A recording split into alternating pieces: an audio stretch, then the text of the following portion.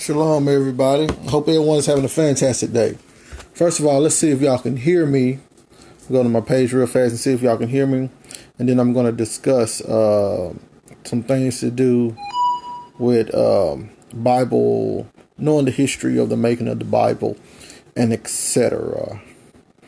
Because we have let me see here. Shalom, everybody. Oh, yeah, here we go. We have a problem not understanding that the Bible itself was composed over periods of time. Therefore, people who get stuck on this Hebrew only mentality puts them in a bind, because the truth of the matter, let me give y'all the truth of the matter. The truth of the matter is that the Masoretic text, that's the scroll that they used in order to translate the Old Testament KJV, King James Version Bible. The Masoretic text it's a great text. Shalom, shalom, sis, indeed. Shalom. Hopefully that this reaches out and touches you and grabs you for your understanding. But the Masoretic text itself is a great text, and it's Hebrewic in nature. But the problem is, it's not the oldest biblical text you can use. From the King James Version, you have the 1599 Geneva. You have the 1560 Geneva. I think some of these was translated from the Textus Receptus. I'm not sure. But besides that, you have something which a lot of people hate: Greek. I don't know why they hate Greek. I think it's borderline. This is just my personal opinion. I think it's borderline having to do with prejudice and racism, because as soon as you think about Greek or Greece, you think about the white man, white people. And if you don't like white people, that automatically make you throw the whole language and all of the things up under it away. But I'm here to tell y'all that the Greeks, they were great historians. And they actually created, once again, they created a Bible. They created the Torah, the Tanakh, from the old Hebrew documents. The documents that got burnt up, that got left. Those old Hebrew documents. They had 70 elderly Jews come in, learn the Greek language, and create the Torah and the Tanakh from into the Greek language from the Hebrew. So they had 72 elders, but they call it Septuagint, meaning the 70. But they created the Torah and the Tanakh in the Greek language, and that survived. That survived over the Masoretic text. It predates the Masoretic text by like 1,000 years or so. So let me give y'all an example of what I'm talking about. I like using the Septuagint. I think I'm going to use the Septuagint from now on, because of course this is what Christ and the prophets was quoting out of the Septuagint, the Greek version. So they had the Greek scripture. So if the Greek scripture was good enough for them and it gave the same understanding, then I'm going to use it too. But anyway, let me show y'all something real fast where a lot of my brothers and sisters misuse, right? Let's try the precept upon precept thing. That's Isaiah 28 and 10, right? Let's go through it real fast and I'm going to read it out of the Masoretic, right? Let's read it out of the Masoretic text. Isaiah 28 and 10. It says, "Whom shall he teach knowledge? And whom shall he make to understand doctrine? Them that are weaned from the milk and drawn from the breast. For precept must be upon precept, precept upon precept, line upon line, line upon line, here a little and there a little." So once they read Isaiah 28, 9 and 10, they take that as a means or a way to skip all over the entire Bible, take verses out of context, Because the Bible is telling them that's the only way that you can understand scriptures. First of all, they take it out of its context because it's not speaking to us. It's speaking on what was going on with Ephraim and all of them. So it has nothing to do with us. But let's just say it does. I want to read the same thing in the Masoretic text. I'm going to read the same exact verse in the Masoretic text. And I'm going to show y'all the difference. So now, Isaiah 28, Isaiah 28, and then let's go to 9 and 10. To whom have we reported evils, and to whom have we reported a message?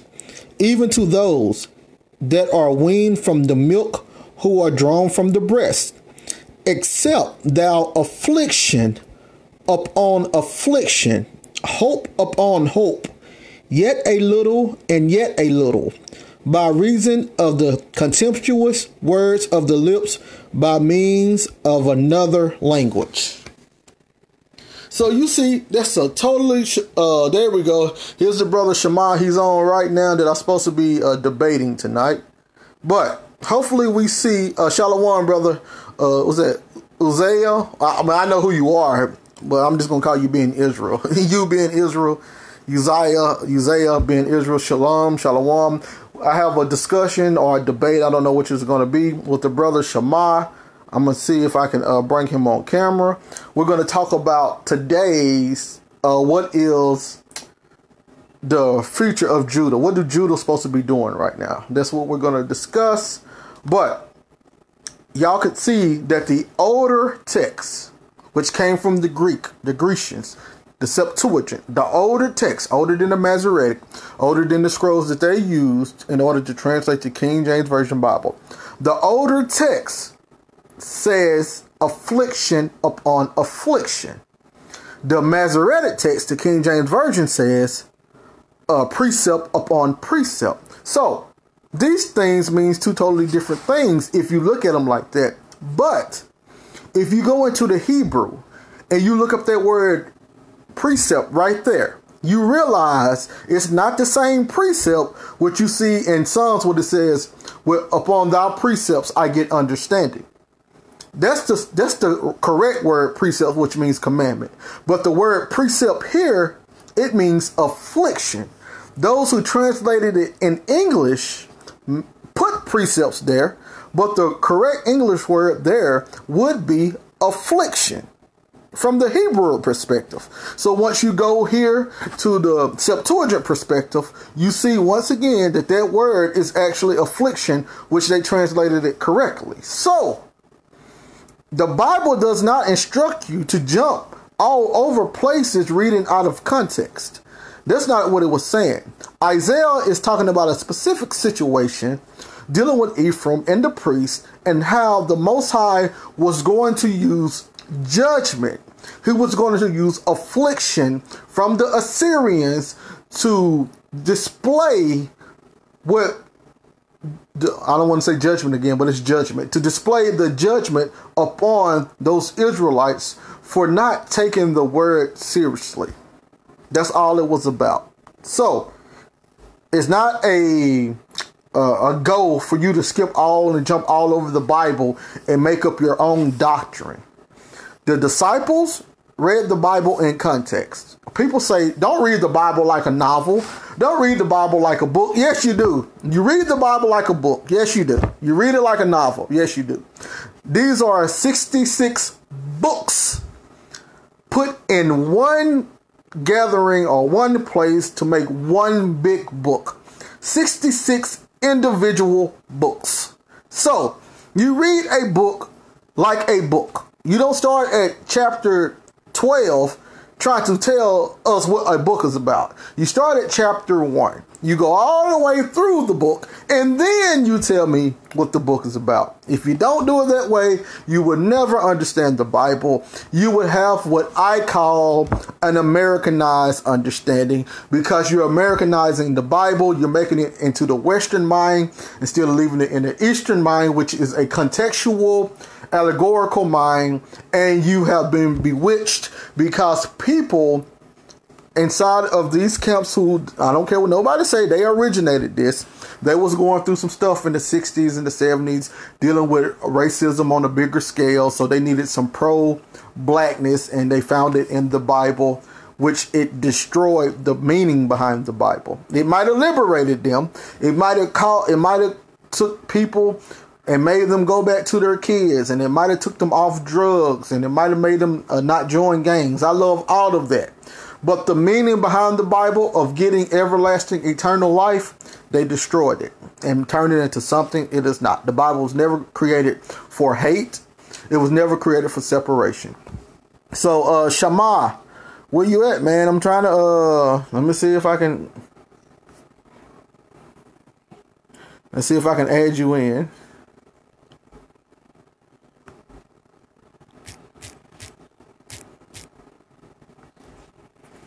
All right, I got him invited. Hold on, let me try to invite him again. Shema, okay. You invited the brother y'all supposed to be talking to. I invited him. Shalom, brother Caleb. But, brother, you said hop in the shower. Brother, it's going to be like last night. You see, I work like 14-hour shifts. That's why I specifically asked you, could we do it at 8 o'clock if it was another time that you wanted to change it to? You didn't respond. See, last night we weren't able to do it because I ran out of time. So tonight it seems like it's going to be the same thing. It seems like I'm going to run out of time. Now, brother, if you don't want to debate, just say you don't want to debate. If you don't want to discuss it, just say you don't want to discuss it. You came to me and you said that everything has been fulfilled, or you were saying everything has been fulfilled, and I was saying, of course it has not. And I told you, well, you want to discuss the situation, and you said yes. So I have did my part. Peace and blessings. But until that happens, so hopefully we see the difference between the Septuagint and the regular King James Version Bible. So I'm going to stick with the Septuagint because Christ and all of them quoted out of the Septuagint. I just went through Isaiah, what's that, 29 and 10? Or was it 29 and 10? No, 28 and 10. Sorry, Isaiah 28 and 10, and show y'all the difference reading between the Septuagint and the Masoretic, which the Masoretic in Hebrew agrees with the Septuagint, but in English it does not. So, no, precept upon precept in Isaiah 28 is not going to be the correct way to render that. It's not giving you a chance to say, hey, if you don't jump around all over the Bible, you're not going to understand it. So that should be gone now. Shalom, shalom. Okay, Ms. Keisha saying shalom to everybody. So hopefully we understand that now. And if there are any other scriptures, because the whole Septuagint, it has more of a different rendering than the King James Version in a lot of passages. So what I did was I ordered me a Septuagint. So I got one that I don't really want to have marks in. And then I have my King James Version Bible where I have all my marks in. See, a lot of people don't know this is my learning/debate Bible. I have went through there, individualized, and created all these notes in it myself. I put my own parallels in it in order to understand more. And one of my favorite chapters, Revelation. I don't know if y'all can see that, but I didn't went crazy with Revelation. But everything reads a whole lot better. I mean, Christ, when Christ referenced Zacharias, son of Barachias, well, guess what? In the Septuagint, you can actually find Zacharias, and you can find Barachias. You get to find both of those, and that was really his son. So, I mean, this stuff is all good and dandy. So, I guess I don't want to lose everybody, make them bored. So, I guess I can touch on something real short and real fast and real sweet. Let's look at Jeremiah 22 and 30. I'm going to read it out the Septuagint first. Jeremiah 22 and 30. And let's see what it says. Jeremiah 22 and 30.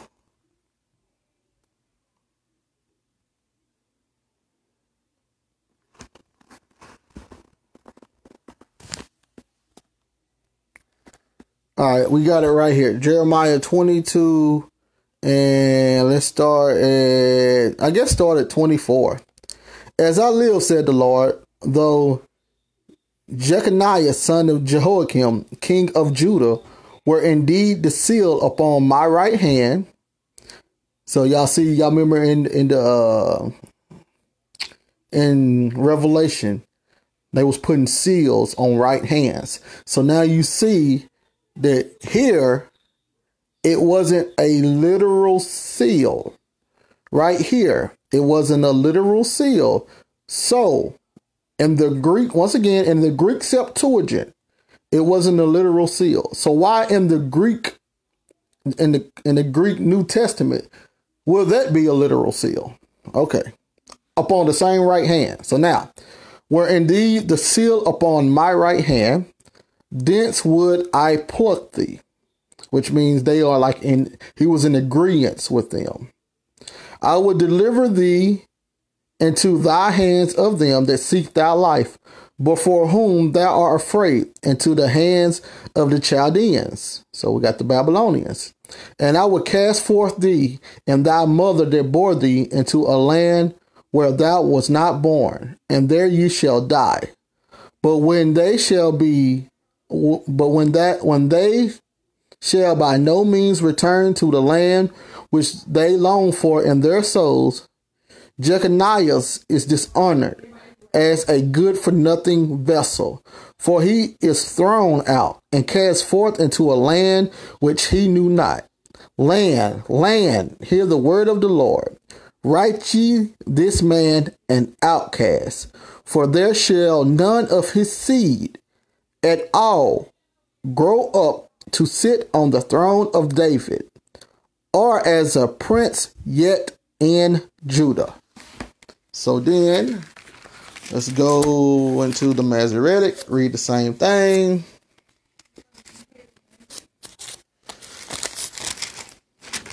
And it just says, Jeremiah 22:30. Jeremiah 22:30. I want to start at this 28 or 27. But to the land whereunto they desire to return, thither shall not they return. Is this man Coniah, a despised broken idol? Is he a vessel with no pleasure? Wherefore are they cast out, he and his seed, and are cast into a land which they know not? O earth, earth, earth. So we see here that it says land, and in the Masoretic it says earth. These things are very important. Very important. O earth, earth, earth, hear the word of the Lord. Thus said the Lord, write ye this man childless, a man that shall not prosper in his days. For no man of his seed shall prosper, sitting on the throne of David and ruling any more in Judah. So we have here, it said, there shall none of his seed at all grow up to sit on the throne of David, or as a prince yet in Judah. So that's all of the ruling. But let's see if I can find it here. Well, I was trying to make a point. Let me see if I can find it real fast about that earth stuff. Well, a lot of people like running to. Right here. Revelations 1:7. Behold, he cometh with clouds, and every eye shall see him, and they also which pierced him, and all kindreds of the earth shall wail because of him. You see right there, it says earth. And then right here in Jeremiah 22, it says earth, earth, earth.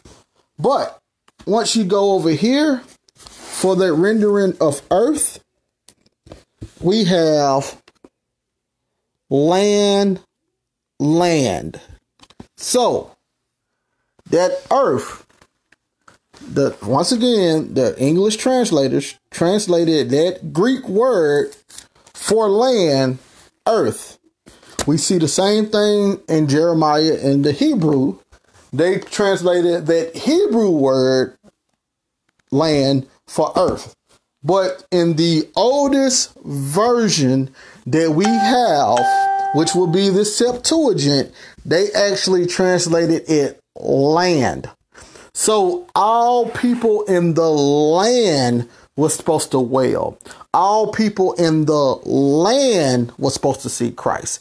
Not everybody on the planet Earth, all people in Jerusalem, in the land. See, that's why it is very important to have this type of work and to research it and to look at it, because the older you go, the closer to Christ and the disciples and the prophets you're going to be.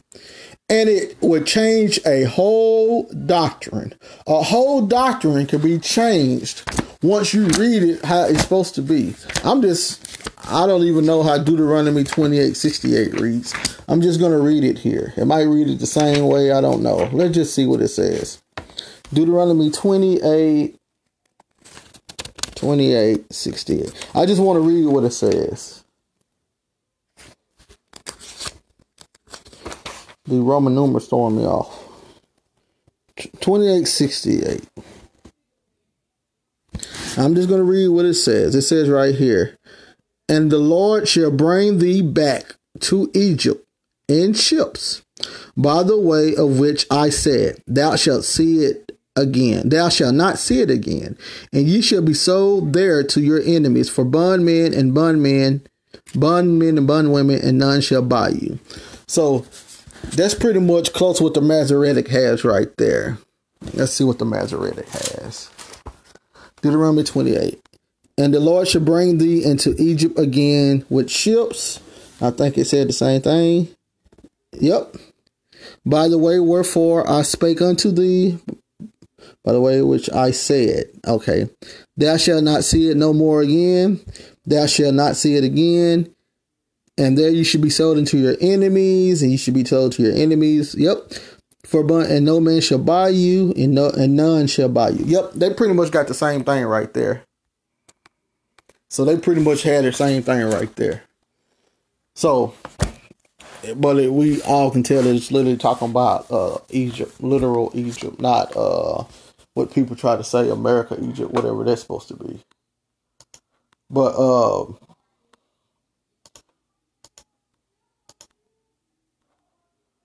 my computer is downloading fast.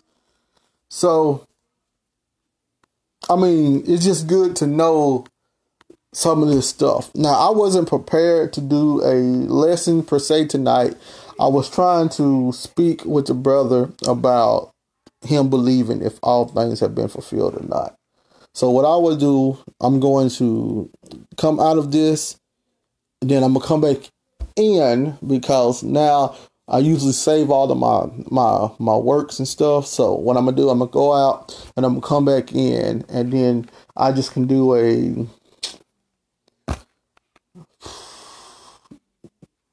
short lesson on what do I need to do a short lesson on? Anybody got any questions? Because if not, I was prepared for a debate, and it's so much I want to bring out. Oh man. Like for instance, I mean, it's so much that, like, not biblical wise tonight, but so much information I came across today. Like for instance, how many people tell y'all not to look at the book of Enoch? How many people tell y'all, don't look at the book of Enoch? It doesn't make sense. It's not canonical. It's fake. It has giants. It's talking about crazy stuff. Stay out of it. Let me tell y'all what they don't tell y'all about Enoch. First of all, I believe that the book of Enoch, that it's proof that they all knew about the book of Enoch. And I believe it's some true information inside of it. I just believe people have no idea.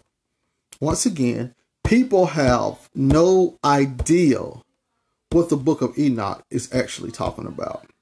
Now, Enoch has some prophecies in it, and I done broke down all of the prophecies inside of Enoch to show you that it was accurate. But anyway, let me show y'all something where they leave out about the book of Enoch, what a lot of people don't understand. What a lot of people is misinformed about the book of Enoch. And if you really like biblical Hebrew documents, and if you're really hungry for the truth, not worrying about what anybody say, you're hungry for that truth, this is for you. Let me show you something real fast. In the book of Jude, let me show you. In the book of Jude, and I want to start at verse 12. It says, "These are spots in your feast of charity, when they feast with you, feeding themselves without fear, clouds they are without water." So we have Jude writing a specific audience dealing with his day and time, right? Correct. So Jude is speaking to first century saints about first century people that's part of the apostasy, and it actually has the apostasy right there in my Bible. So this is first century. So let's keep reading about the first century.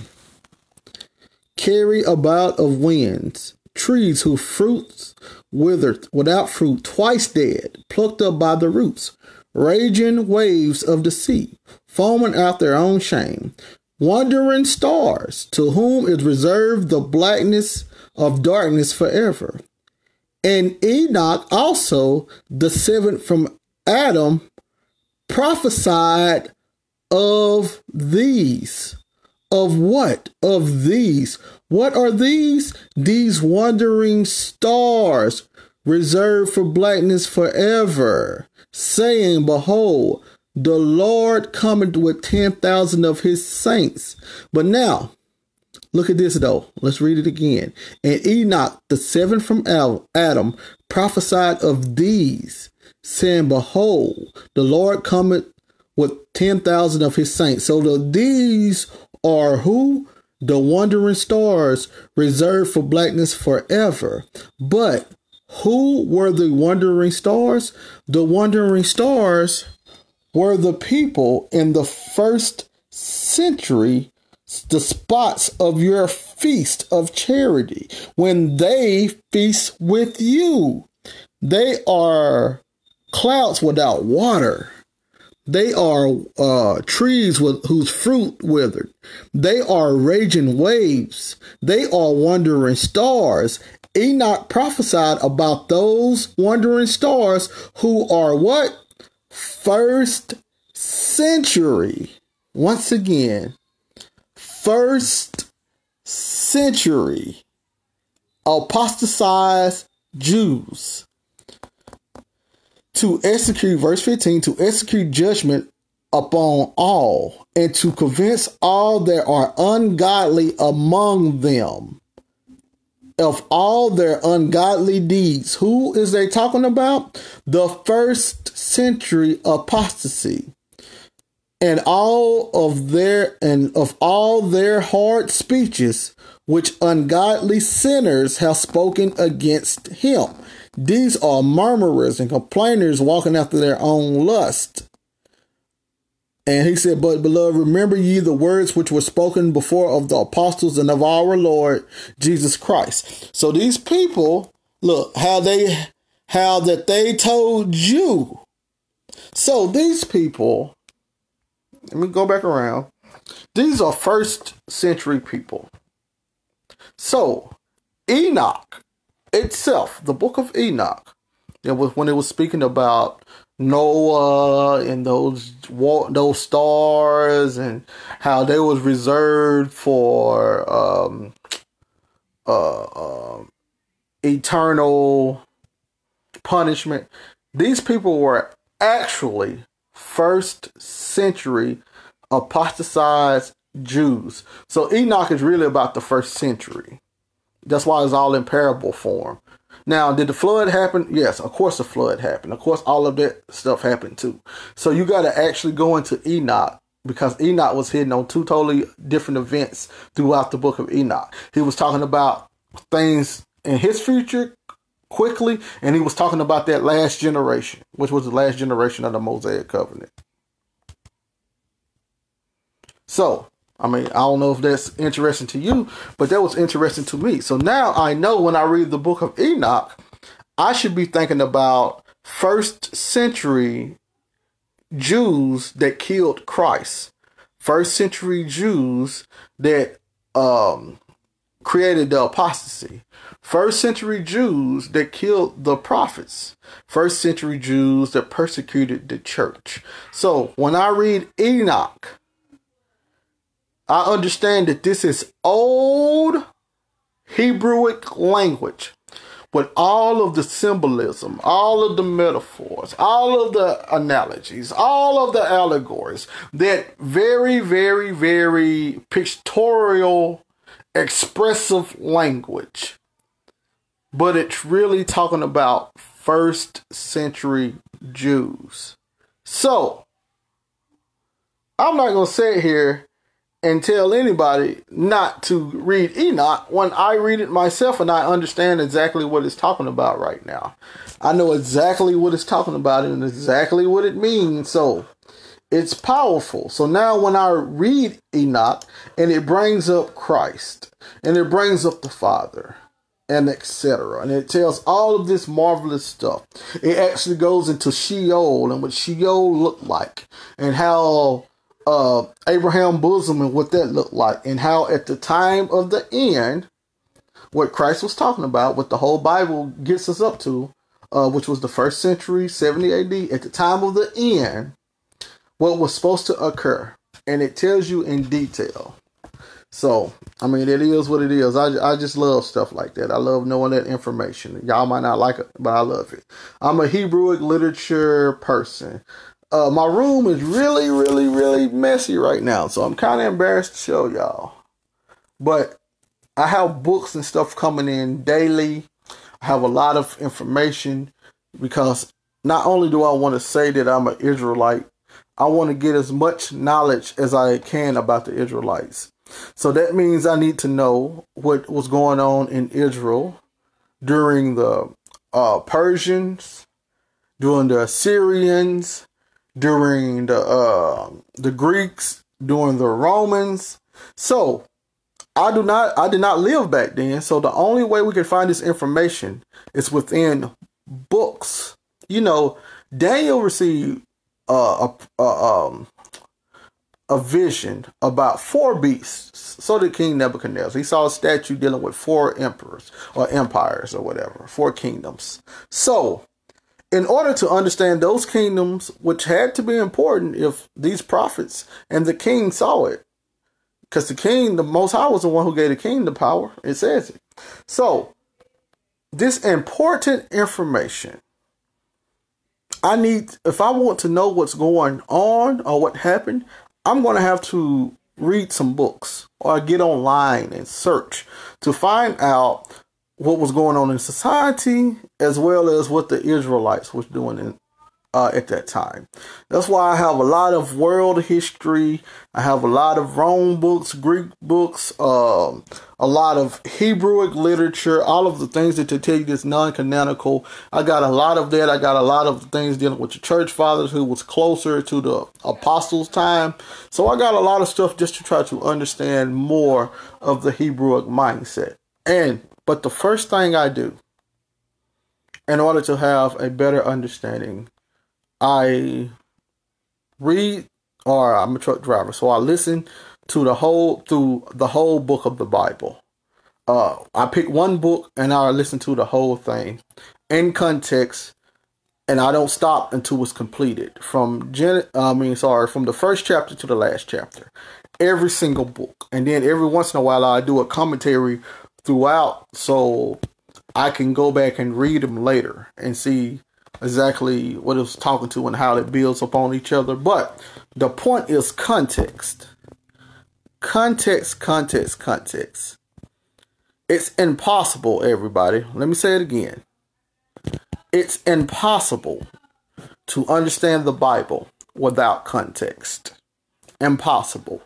You're not going to be able to skip around the Bible and actually understand what it taught. You need to know the context. So, what I ask everybody to do is, start reading.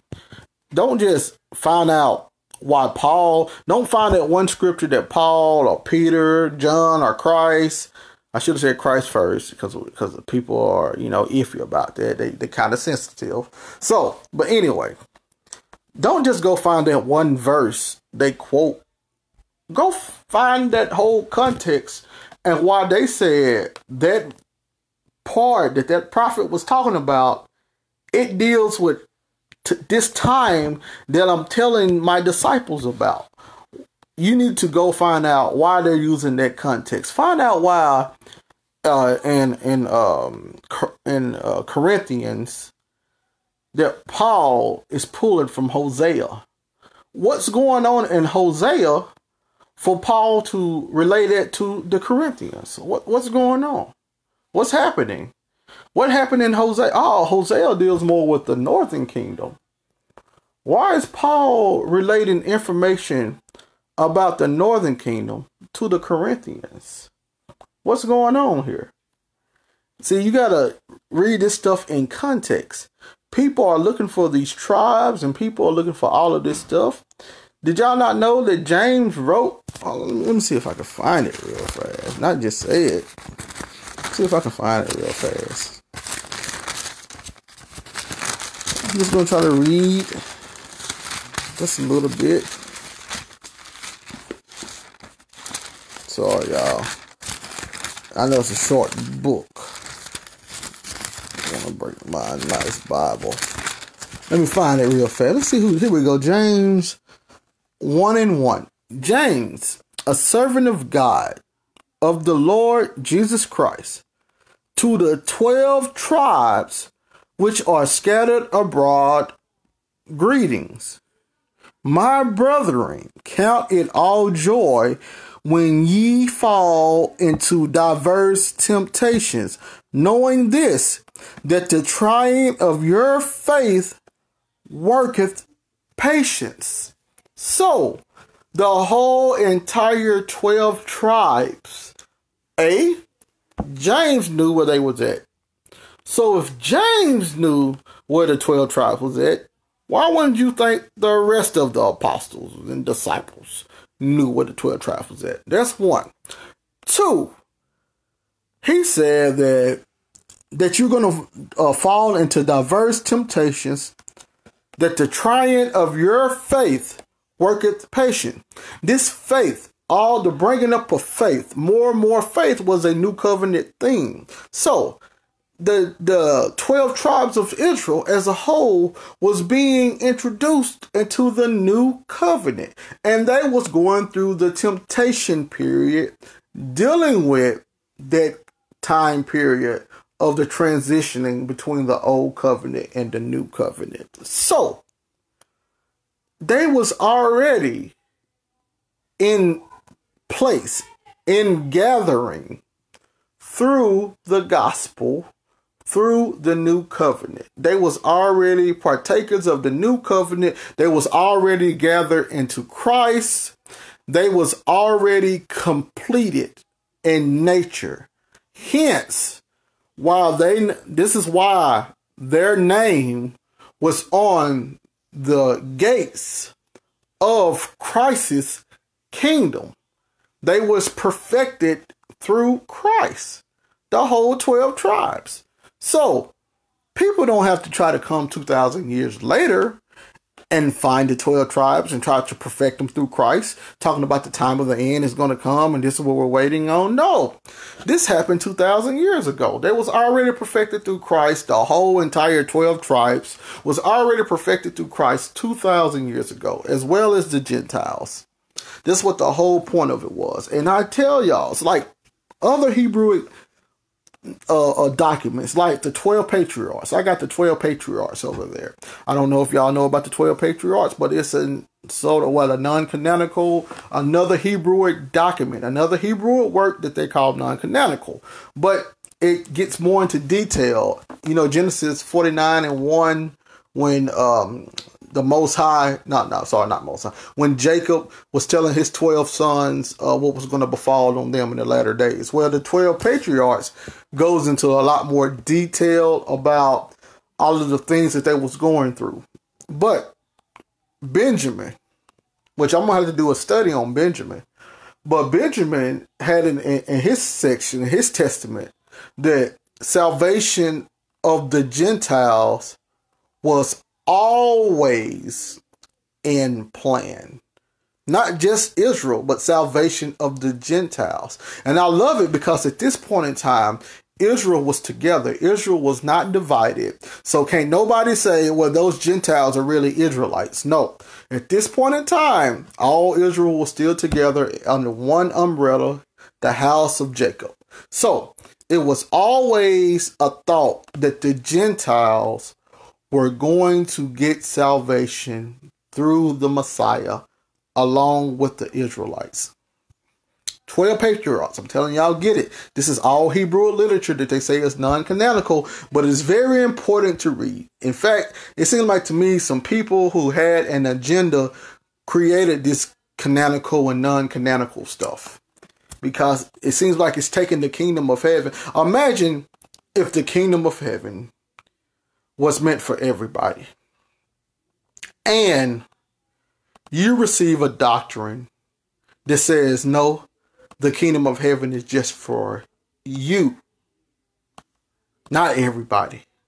And you go teach that. Imagine how many citizens you take out of the kingdom of heaven. Now imagine what kind of world that would create, saying that some people are more special than other people, and some people have no salvation while others have all the salvation. Welcome to 2019. We see the outcome of that. We got people who saying that they are Israel. They are not. Those Jewish people nowhere are Israelites at all. They even got Ashkenazi in front of their names would let you know that they're from Japhet. They're just converts. So you got the people over there that's saying that they let it be known through their name that they're not the real Jews, but they tell you that they're the real Jews. Therefore, you got the United States and everybody pumping all this money into them because they feel like that they're the people. Meanwhile, they're not worrying about ruling through the covenant that we're not in anyway, but they created their own things. They created their own statuses and etc. And look what you have today. Look what you have throughout the world today. You got that. Then you got the Christians doing pretty much what they want to do. Then you got the Hebrew Israelite group pretty much teaching hate, doing whatever they want to do. You got all these different doctrines and stuff, and nobody is on the same page. And the kingdom of heaven, instead of getting thousands and thousands of citizens daily, is just getting fewer in numbers because they done did a number on us, taking us out of the kingdom of heaven. But one thing about an everlasting kingdom is it never stops. So the Most High Christ, they can get one person every 1,000 years and still have enough people, because in the everlasting kingdom, it never stops. So one person times forever equals a lot of people. So they can get one person every 1,000 years and still be fine, but that's not what we want. That's not the point of the gospel. The Most High did not allow the gospel to be created and for people to go through all of that stuff and write it down and in word form, and for us to get it in order to take it and not do what we're supposed to do with it. So that's the problem that we have right now. So I say bring people right back to the kingdom. Bring us right back to the kingdom, get under the right doctrine. See, we don't need Christ to come back. See, Christ had already came back anyway, 70 AD. That's what the whole point of the gospel was. People wasn't understanding that. They knew that they was in the generation or close to the generation of the time of the end. They just did not understand how that Messiah, that Christ, could be the person. Hold on, y'all.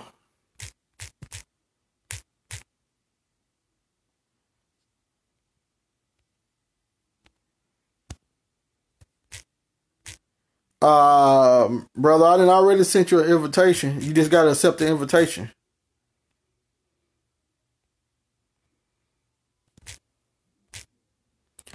But I guess I've been up long enough. The brother is back, so thank y'all for listening. I'm finna go out, and I guess me and the brother finna have a discussion. Then I'm gonna come back in. All right, so I'm gonna come back in, and me and the brother gonna have a discussion. So I'm finna close out of this one, open up a new one.